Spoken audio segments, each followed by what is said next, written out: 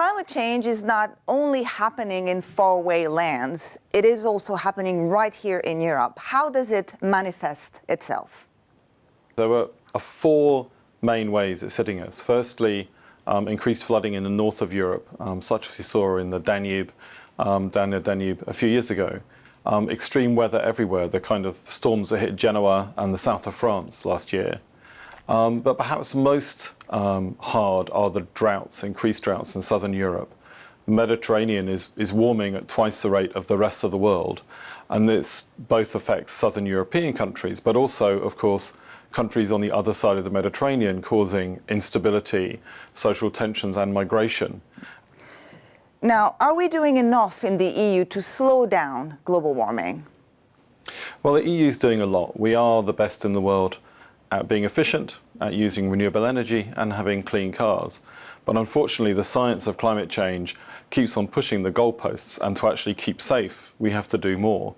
So Europe, in order to keep up with the latest targets we just agreed in Paris, is going to have to increase its targets both by 2020 and 2030.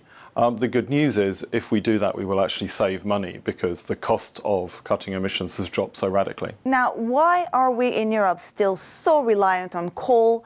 The real problem with coal in Europe is in Poland and Germany. The coal plants they have are not economic, but they create lots of jobs and political support for the parties who are in power. So the big issue we've got to deal with in Europe is many ways is finding a way for those workers who depend on coal and coal power stations for a livelihood to have a just transition to a new future. And that's something the unions involved and lots of organisations like my own are working on at the moment. Now, the US is one of the top CO2 emitters. We know that US President-elect Donald Trump wants out of the Paris Agreement. If he were to have his way, what signal would that send to China and India, other top CO2 emitters in the world? Well, I assume that Donald Trump will try and leave the Paris Agreement. It will take him 4 years because of the structure of the agreement. He could try and move faster, but I think he would find that very difficult to get through Congress.